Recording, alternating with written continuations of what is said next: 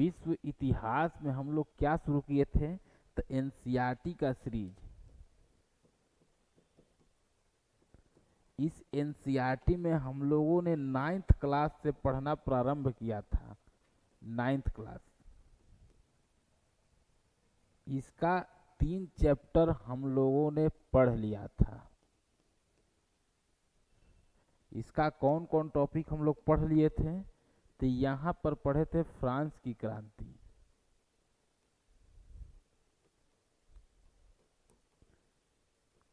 दूसरा क्या पढ़े थे, यूरोप में समाजवाद,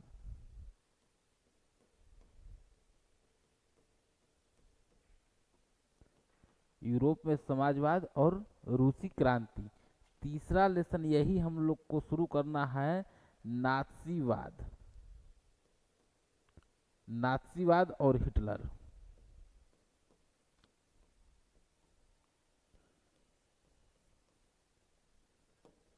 नात्सीवाद और हिटलर।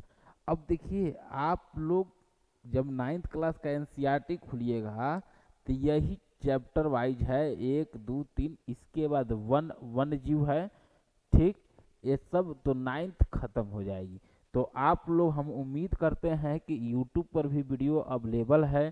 फ्रांस की क्रांति का 2-3 लेक्चर होगा, यूरोप में राष्ट्रवाद और रूसी क्रांति का भी वीडियो अपलोड है। ये नास्तिवाद हम लोग आज इसको प्रारंभ करने जा रहे हैं, प्रारंभ करने जा रहे हैं। अब देखिए, अब चैप्टर का जो हम लोग का पहले नाम क्या है, नात्सीवाद। नात्सीवाद और हिटलर।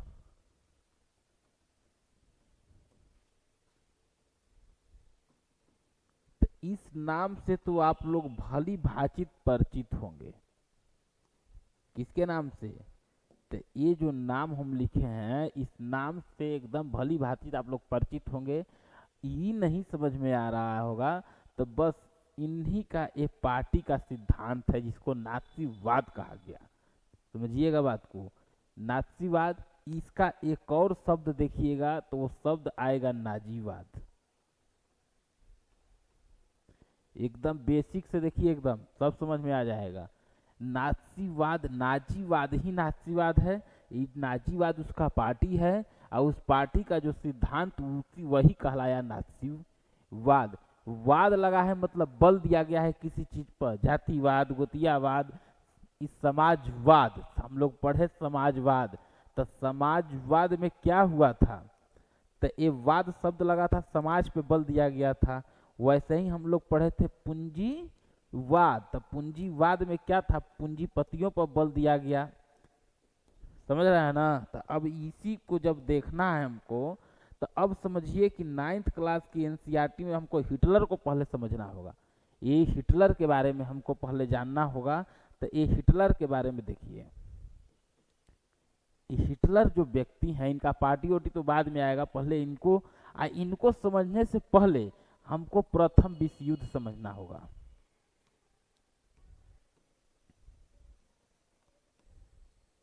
हिटलर को समझने से पहले प्रथम विश्व युद्ध समझ में होगा, उसके बाद हिटलर आसानी से समझ में आएगा। लेकिन 9th क्लास का जब एनसीईआरटी आप लोग खोलिएगा तो वहां पहले ही पृष्ठ पर एक बच्चा की कहानी है और उस बच्चा का नाम है हेलमुट। खोलिएगा तो इसी हेलमुट, एक बच्चा जो 10-11 साल का बच्चा है, इस बच्चा का कहानी एकदम पहले पृष्ठ पर दिया हुआ है एनसीईआरटी के। क्या कहा गया है, तो इनके जो पिता हैं, वो पिता माता इनके जो है आपस में बात कर रहे हैं। पिता बात कर रहे हैं कि हम अकेले मरे कि हम सभी मरे। ये नहीं थे, तो गार्जियन इनके बात कर रहे थे कि हम अकेले मरे कि हम सभी मर जाए। तभी कह रहे हैं कौन, हेलमुट, के अरे हम क्या गलती किए कि हमको भी कह रहे हैं कि मरने के लिए। ये भी बात बोल रहे हैं कि अगर हम मर गए तो तुम भी लोग भी मर जाना, नहीं तो बहुत दिक्कत होगा। अब क्यों कह रहे थे, तो यही हेलमुट के जो पिता थे, यही नाजीवाद के सदस्य थे। ये जो नाजीवाद है इसके सदस्य थे। अब कह क्यों रहे थे कि हम मरे कि हम सभी मरे, इसको समझने के लिए पूरा कहानी को समझना होगा। अब देखिए, आइए अब हम शुरुआत करते हैं।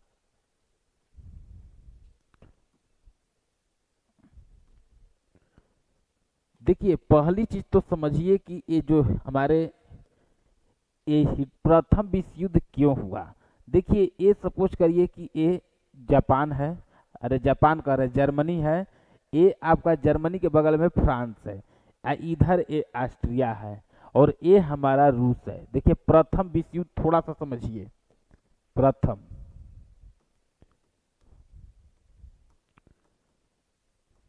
देखिए प्रथम विश्व युद्ध।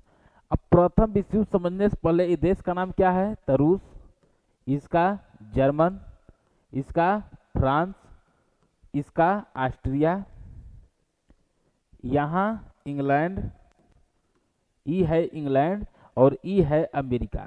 समझिएगा बात को, ई है इंग्लैंड और ई है यूएसए। अब देखिएगा, थोड़ा सा हमारे साथ देखिए। अब इसको देखना क्या है कि देखिए, प्रथम विश्व युद्ध जब हुआ, प्रथम विश्व युद्ध कैसे हुआ, तो हम लोगों ने सुने थे कि एक जो आर्कडिक फ्रांसिस फर्डिनेंड,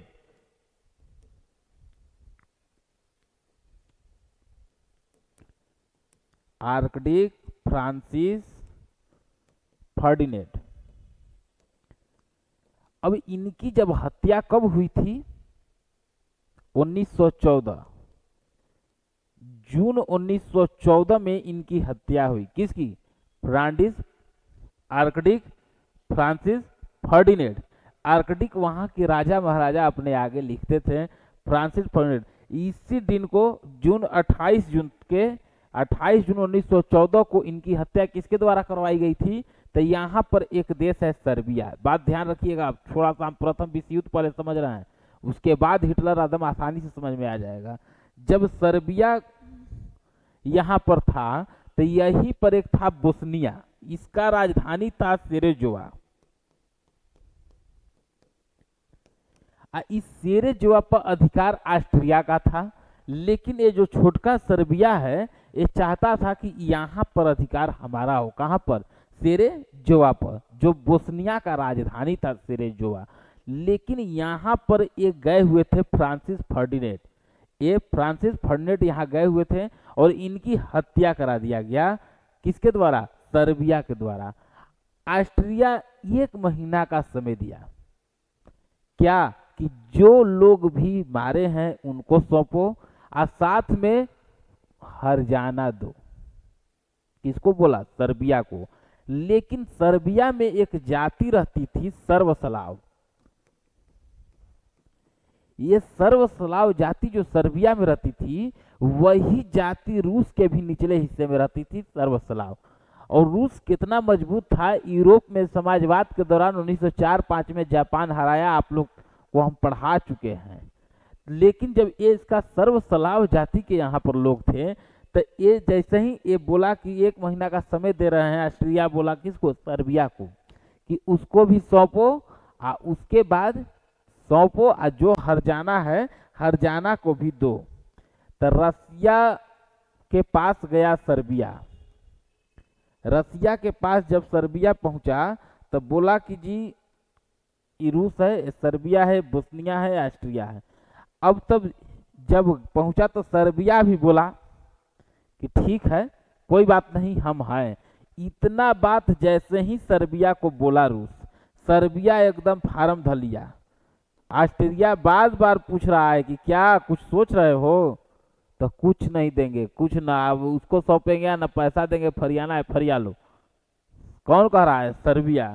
लेकिन जैसे ही जून में मारा था, 28 जून को मारा है, 28 जुलाई जैसे ही 1 महीना हुआ, ऑस्ट्रिया सर्बिया पर चढ़ गया। सर्बिया पर जब चढ़ गया, उसके बाद ये सर्बिया रूस को बोला, तो रूस बोला कि तुम्हारा मैटर है, तुम समझो। रूस पीछे हट गया और ऑस्ट्रिया के सामने टिकेगा 5 मिनट। जब ये चीजें हो गई, अब आइए जो चीज हम समझाना चाह रहे थे, ऑस्ट्रिया का दोस्त था ये जर्मन, जर्मनी ऑस्ट्रिया दोस्त थे। ये फ्रांस, इंग्लैंड, ये रूस, ये दोनों एक था, फ्रांस, ये तीनों, इसीलिए ये हुआ मित्र राष्ट्र। ये जो जर्मन और ऑस्ट्रिया है ये हो गया धुरी राष्ट्र, समझिएगा बात को, ये धुरी राष्ट्र। अब हुआ क्या कि अब जैसे ही ऑस्ट्रिया सर्बिया पर हमला किया, वैसे ही इधर से फ्रांस तीखा प्रतिक्रिया दे रहा है, ये गलत है, ऐसे नहीं करो। ये अभी बोलबे किया कि जर्मन चढ़ गया फ्रांस पे, देखिएगा। जबकि यूरोप कंट्रियां जो उस समय थी यही धनी मनी थी, फ्रांस भी उस समय शक्तिशाली था, धीरे धीरे फ्रांस के बाद अब जर्मन शक्तिशाली हो जाएगा, उसको देखना है। अब जब ये चीजें होने लगी तो यहाँ तक हुआ, उसके बाद अब जो हुआ ये जर्मन पर चढ़ गया, और जर्मन पर चढ़ गया तो ये जर्मन फिर फ्रांस इधर, ये सब तीनों इधर से मिला। उसके बाद हुआ क्या कि जर्मन पर रूस हमला किया, तो जर्मन मजबूत था, तो रूस को बोला कि पहले तुम रुको, पहले रूसे से समझ लेते हैं। तो रूस बोला कि नहीं नहीं, हम युद्ध में नहीं रहेंगे, प्रथम विश्व युद्ध में। तो जर्मन भी खुश हुआ कि चलिए भाई अब नहीं रहेगा, तो ये दोनों को, अब ये दोनों जब जैसे ही रूस पीछे हटा,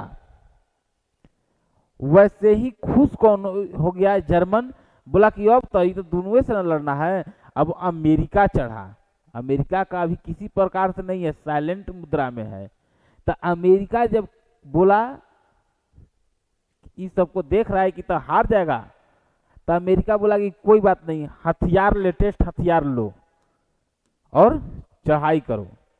तो लेटेस्ट हथियार लो, तो लेटेस्ट हथियार, तो ये जैसे ही इसका सेना मार रही थी तो मेड इन अमेरिका लिख रहा है, तो ये समझ गया कि एकदम वो सपोर्ट कर रहे हैं। तो इसका पनडुब्बी जर्मन का बड़ा फेमस था, ये बोला कि इधर से ना आएगा, जो भी आएगा बीचे में रहो या यहीं डुबा दो। एक जहाज था उसी दौरान, उस जहाज का नाम है लुसितानिया। इसी जहाज पर कोई हथियार नहीं था, अमेरिका के नागरिक बैठे हुए थे, और यही गलती जर्मनी इस जहाज को भी डुबा दिया। अब अमेरिका के निर्दोष लोग मारे गए। अरे भारत का जहाज जा रहा है, आज भी कोई देश को अगर कुछ कर दे तो भारत शांत बैठेगा? तो ये जो यूएसए है, अब बोला कि सुनो अब हम डायरेक्ट युद्ध में आ रहे हैं। तो डायरेक्ट युद्ध में आ रहे हैं, तो ये डायरेक्ट जैसे ही मोर्चा पकड़ा अमेरिका से डायरेक्ट, अब जर्मन की स्थिति खराब होने लगी। अब यही प्रसंग के साथ हम हिटलर को भी जोड़ लेते हैं यहीं पर। अब आइए देखिए अब हिटलर को। अब हिटलर का जन्म आपको हुआ है ऑस्ट्रिया में।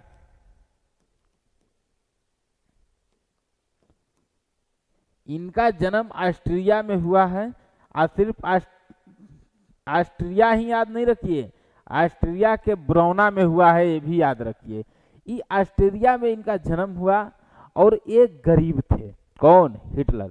गरीब थे तो ये कैसे अपना जीविका चलाते थे? तो ये पेंटिंग करते थे, यानी चित्रकारी से ये अपना रोजी रोटी चला रहे थे, गरीब घर के थे। तो जब युद्ध हुआ, जो अभी हम लोग युद्ध देखे, तो उसी युद्ध में जर्मन में सेना का बहाली हुआ। देखिए रहने वाले ऑस्ट्रिया के हैं, इनका जन्म है 20 अप्रैल 1889 को, समझिएगा 20 अप्रैल 1889 को ऑस्ट्रिया के बरोना में इनका जन्म है, और पेंटिंग और चित्रकारी से ये अपना जीविका चला रहे थे।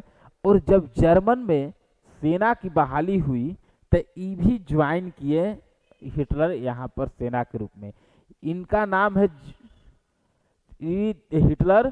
तो ये सेना के रूप में ज्वाइन किए, और सेना के रूप में जब ज्वाइन किए तो पहले निचले पैदान पर थे, लेकिन इन्होंने वीरता से युद्ध लड़ा। वीरता से जब युद्ध लड़े तो कई बार इनको आयरन क्रॉस तक की उपाधि दे दिया गया। वहां आयरन क्रॉस की उपाधि भी दिया गया है, क्योंकि बहुत वीरता का ही उपाधि है। ये इतना वीरता से लड़े कि धीरे धीरे इनका ट्रांसफर होते गया है और ये ऊपर चल पहुंचते गए। कौन? हिटलर। तो अब हुआ क्या कि जब अमेरिका जब चढ़ा, जब जर्मन का स्थिति खराब होने लगा, तो हिटलर भी युद्ध के दौरान ही 1918 में घायल हो गए। जब ये घायल हो गए हिटलर, इधर से अमेरिका जैसे ही चढ़ा, तो 11 नवंबर 1918 को प्रथम विश्व युद्ध समाप्त है। अब समझिएगा, जब समाप्त है तो यहीं पर क्या, तो जो जर्मन का जो संसद है उसको कहा जाता है राइखस्टैग।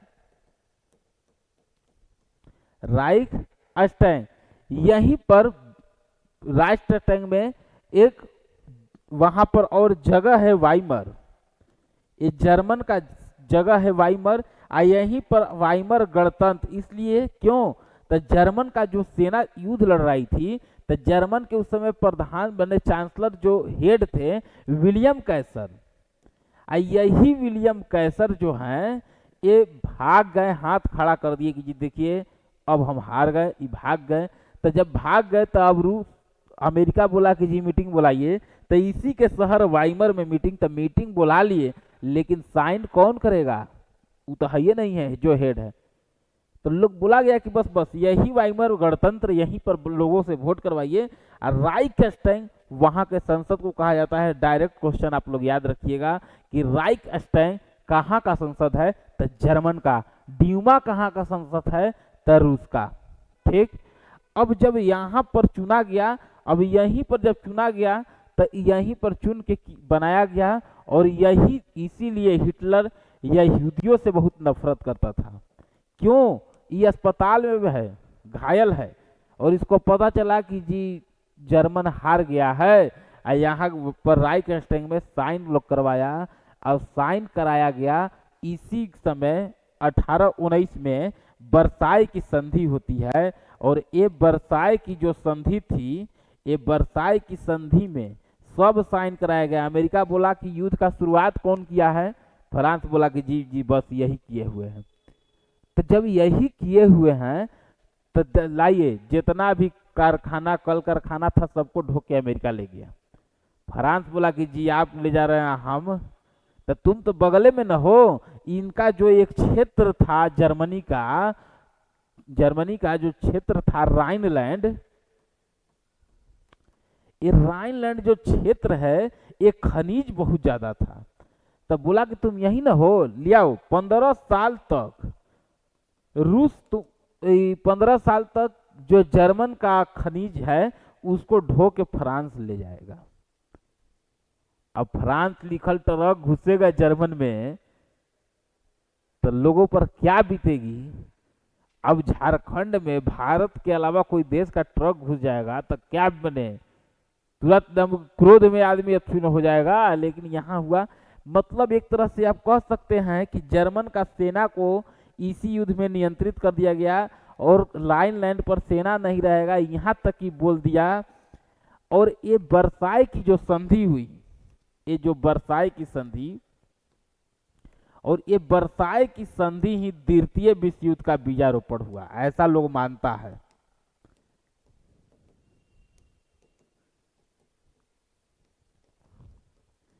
बीजारोपण। अब हुआ क्या कि सेना को नियंत्रित कर दिया कि 1 लाख से ज्यादा का सेना नहीं रहेगा, और तुम्हारा आंतरिक मुद्दा फ्रांस या हम सभी देखेंगे, उसी समय आपको सब देखेंगे हम लोग, और तुमको कुछ करना नहीं। इतना हो गया कि जर्मनी के पास अब उतना पैसा भी नहीं रह गया था कि इतना कर्ज ये लोग कर दिया जर्मनी पर। अब जर्मनी का जनता इतना त्रस्त, जो वहाँ के हेड थे सब अब ले जा रहा है लोग। तो 1819 के बाद तो संधि हुआ, 1923 आते आते वहां इतना भूखमरी बढ़ गई, तो वहां के जो राजा थे उस समय, वहां के जैसे प्रधानमंत्री को प्रधानमंत्री नहीं बोला जाता है, आज भी चांसलर बोला जाता है, और राष्ट्रपति का पद वहां भी है। ठीक, ये चांसलर बोला जाता है, ये ध्यान में जरूर रखिएगा। अब जब 1923 में जब स्थिति और खराब होने लगी, पैसा नहीं, फ्रांस से बोला कि देखिए अब हमारे पास कुछ नहीं है, तो फ्रांस बोला कि और कुछ खदान है ना उसको भी ढोके ले जाएंगे। तो अब जब यहाँ तो हुआ, तो यहाँ के जो थे हेड, वो बोले कि आप पैसा छापो, पैसा। अब पैसा से छापने का कितना नुकसान हुआ अब यहाँ से समझिए आप लोग। $1 में 8,000 मार्का आता था। ये मार्का क्या है, तो वहां का मुद्रा है। अब जैसे ही रुपया और छापाने लगा, अब समझिए कि जब $1 में 8,000, और जब फिर भविष्य में $1 में 16 करोड़ मार्का भी आने लगा। अब समझिए कि कितना मने वहां पर तंगी आ गई, भूखमरी ये सब जब इतना बढ़ने लगा वहां, उसके बाद तब तक हिटलर स्वस्थ हो गया। और हिटलर और वहाँ का लोग भी एक अच्छे नेतृत्वकर्ता की तलाश कर रहे थे कि ये गरीबी, भूखमरी, ये सब से हमको कोई बाहर निकालेगा। तो वही हिटलर आते हैं, हमारे हिटलर साहब, और इन लोग को बाहर निकालने का वो प्रयास करते हैं, और इस तरीके से तानाशाह भी हो जाते हैं। अब आइए हम लोग उनको देखते हैं। अब देखिए यही एडोल्फ हिटलर हैं, देखिए यही है हमारे हिटलर साहब, एडोल्फ हिटलर। 20 अप्रैल 1889 को ऑस्ट्रिया के ब्रूना में यही चित्रकारी करते थे। आयरन क्रॉस की उपाधि इनको दिया गया, वीरता का उपाधि है। 18 में जब घायल हुए तो यही वाइमर जगह है, राइखस्टैग, ये वहां का क्या है, संसद का नाम है। अब देखिए 20 जून 1919 को यही 6 अरब पाउंड कर्ज हो गया जर्मन पर, ठीक। तो जब 1919 में जब तक ये ठीक हो गया जब हिटलर, तो यही 1919 में जर्मन वर्क्स पार्टी का सदस्य बना, यही जर्मन वर्क्स पार्टी का सदस्य बना। और कुछ दिनों के बाद उस पार्टी में भी धीरे धीरे अपना अधिकार बढ़ाते बढ़ाते ये समाजवादी जर्मन कामगार पार्टी, यही नाजीवाद है। अभी जो हेडिंग डाले थे नाजीवाद, यही नाजीवाद का सिद्धांत ही नास्तिकवाद है। नाजीवाद नास्तिकवाद एक ही शब्द है, समझ रहे हैं बात को ना। तो अब पहले समझिए कि जर्मन वर्क्स पार्टी का सदस्य बनता है 1919 में, फिर धीरे धीरे धीरे धीरे वर्चस्व बढ़ते बढ़ते समाजवादी जर्मन कामगार पार्टी बनाता है, यही नाजीवाद। हेलमुट के पिता इसी नाजीवाद के सदस्य हिटलर के सहयोगी थे। अब जब ये नाजीवाद बनाता है, तो अब समझिएगा कि जो ये चिन्ह क्या होगा, तो वहां का चिन्ह है स्वास्तिक। हिटलर का जो पार्टी का चिन्ह था वो स्वास्तिक था। अगर अभी जर्मनी में कोई स्वास्तिक बना दे तो उसको जेल हो जाएगा, कड़ा प्रतिबंध है वहां स्वास्तिक के चिन्ह पर। अब हुआ क्या कि देखते देखते जब वहां इतना भुखमरी हो गई, उसके बाद अमेरिका भी चाहा कि नहीं जर्मनी को बाहर निकाला जाए। तो इसी के क्रम में उसने डब्स योजना बनाया, लेकिन डब्स योजना तो बनाया लेकिन ये विफल हो गया। विफल क्यों हुआ, तो 1929 के आसपास, 1800 के आसपास में, 1929 के आसपास में, 1929 में पूरे दुनिया में आर्थिक मंदी आ गई। और जब आर्थिक मंदी आ गई तब वॉल स्ट्रीट वहां का शेयर बाजार था, कहां का, अमेरिका का। ये वॉल स्ट्रीट ही शेयर गिर गया इसका। मैंने अमेरिका बीच में सोचा कि हम किसको, जर्मन को थोड़ा सा निकाले, जर्मन ने ज्यादा स्थिति खराब होते जा रही है, तो उसके लिए इसने डब्स योजना बनाया, लेकिन डब्स योजना विफल हो गया। और यही जब विफल हो गया तो अब देखिए हिटलर कहता था कि एक देश एक नेता, हिटलर इधर फार्म पकड़ ले है, लेकिन अब जब चुनाव हुआ, हिटलर का तो भी तो अपना पार्टी चुनाव लड़ रहा है, तो चुनाव में देखिए अब डराता था लोग कि हमरा वोट देना है, लेकिन लोग गेट पर कहता था कि जी आप ही को देंगे। तो जब 29 में वही आर्थिक मंदी, और 29 में जब वहां वोट हुआ तो वहां 3 पार्टियां, मैंने जो पार्टियां थी, तो एक पार्टियां थे जियोलिटी, ये समाजवादी पार्टी के जियोलिटी थे, और हिडेनबर्ग जो थे वहां का राष्ट्रपति थे। और ये हिटलर को तो आप समझ ही रहे हैं, यानी समाजवादी पार्टी और जर्मन वर्क पार्टी इस सब में चुनाव हुआ। तो ये 1929 में जब चुनाव हुआ तो हिटलर के लोग सबके घर घर खुलवा के धमका तक देते थे, लेकिन वोट को नहीं दिया। 2.6% वोट आया, यही बने जियोलिटी। लेकिन अब देखिए 29,432 में ही जब फिर वोटिंग हुआ तो लगभग 37% वोट मिला हिटलर को। हिटलर के पार्टी को लगभग 37% वोट मिला। अब जब वोट मिला लेकिन फिर भी हारा, हिटलर वोट के बाद भी यहाँ हारा, लेकिन बोला कि अब नहीं, अब कम वोट से हारे हैं लेकिन हारे हैं। तो जियोलिटी को सरकार बनाना था। जियोलिटी तो हिटलर बोला कि नहीं, इस बार नहीं, इस बार हमको सरकार बनाना है। ये जाएंगे ना शपथ लेने, तो हिडेनबर्ग बोले कि आइए सरकार बनाइए। किसको? जियोलिटी को। ये बोला कि एकदम खड़ा रह जाना है, इनको पहुंचने नहीं देना है। किसको? जियोलिटी को। इतना हिटलर का लोग खड़ा था, हिटलर का खौफ था कि ये जियोलिटी गए ही नहीं। अब हिडेनबर्ग जो राष्ट्रपति हैं वो बोले कि जी आइए सरकार बनाइए। नहीं, जीता हुआ पार्टी नहीं आई संसद में, इसलिए आइए हारे हुए भी सरकार बनाइए। जियोलिटी भी खुश था कि सरकार बना लीजिएगा, तो बिले पास नहीं होगा, बहुमत तो हमारे पास है। हिटलर का बुद्धि नहीं जानते थे। अब देखिए जब हुआ क्या, जब हिडेनबर्ग बोला है तो ये हिटलर पहुंचा। हिटलर शपथ लिया हार के। अब शपथ लिया तो ये बोला, जब यही शपथ लिया तो बोला कि क्या क्या करना है। तो लोग ये बोला अपने लोगों को, इसका एक प्रचारक मंदिर थे गोबल्स। ये गोबल्स कहते ही थे कि झूठों को इतना बार बोलो कि सच लगने लगे। गोबल्स इसके प्रचारक मंत्री थे। किसके? हिटलर के। ये कहते थे कि झूठ को इतना बार बोलिए कि वो सच लगने लगे। तो हिटलर अब बोले, जब शपथ हो गया, जियोलिटी भी सोच रहे हैं कि अब तो हम लोग को क्या, हम लोग जब जइबे नहीं करेंगे तो कोई बिले पास नहीं होगा, तो ये क्या करेंगे, कुछ पास होगा, हम लोग पास नहीं होने देंगे। लेकिन जब हिटलर अब शपथ लिया, बोला कि क्या करना है, तो बोला कि आग लगा दीजिए संसद को। तो लोग पूछा कि जी आग लगा दीजिए, लोग क्या कहेगा? तो वही कहेगा जो हम और गोबल्स कहते हैं। जो हम और गोबल्स कहते हैं कि झूठ को इतना बार बोलिए कि सच लगने लगे। अब ये बोला कि हम जानते थे कि आप लोग यही पूछिएगा, ई लीजिए आ लिखिए, आज 5-7 जगह लगाइए बाहर में, यहाँ आग नहीं पहुंचना चाहिए। उस पर लिखल था कि हम समाजवादी लोग हैं और हम लोग जीते हुए हैं, लेकिन हमारी सरकार नहीं बनी, हारे हुए लोग संसद में बैठ रहे हैं, इसलिए हमारा मन बहुत आहत है, इसलिए इस संसद का कोई जरूरत नहीं, हम लोग इसको आग लगा रहे हैं। लिखवाया कौन है? हिटलर। समझिए। अब जब हुआ तो रात में, अब जब हुआ, अब सवेरे ही पहुंचा।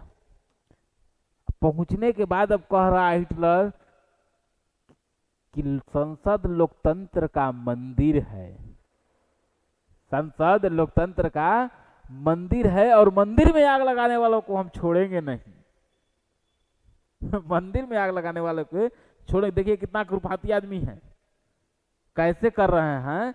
इन्होंने खुद अपना किया, मीडिया आई, मीडिया सबको ही बुला लिए कि आइए आप सब लोग आइए। तो ये जियोलिटी, अब जियोलिटी पर क्या हुआ कि ये 30 जून 1933 को, 32 में तो इलेक्शन हुआ, 33 को हिटलर हेड बनते हैं और वहीं पर इनेबलिंग एक्ट लाते हैं, एक इनेबलिंग एक्ट। और इनेबलिंग एक्ट के तहत समाजवादी के जितने भी नेता थे सबको पकड़ते हैं, कुछ को मृत्यु दंड देते हैं। और उसी समय गुप्तचर पुलिस गोस्ताफो का भी गठन करते हैं कि जितना लोग हैं उनको ध के लाइए। एक गुस्ताफो पुलिस का भी इन्होंने गठन किया कि जितने लोग हैं उनको पकड़ के लाइए। अब हिटलर समझिए कि यहाँ तक तो हम लोग देखें, हिटलर जब गद्दी पर बैठ गए उसके बाद अब सलेबसे बदल दिए। और यहूदी, इनको पता था कि जो हम घायल थे तो यहूदी लोगों ने ही साइन किया है राइखस्टैग में कि ये 15 साल के लिए ही ढोएगा, 15 साल के लिए ही ढोएगा। तो क्या यहूदी से इतना इनको नफरत था कि यहूदियों को इन्होंने मारना शुरू किया कहीं भी देख के, और यहाँ तक कि लोगों को बुला के एक हॉल में बुला के गैस चेंबर माने जहरीले गैस तक दे के उस रूम में छोड़ के ये लोग मारा है यहूदियों को। उसके बाद यही जब रूस की सेना जब द्वितीय विश्व युद्ध में घुसेगी जर्मन में, तो ये लोग भी पकड़ के वही काम करेगा जो ये हिटलर का सेना लोग किया था।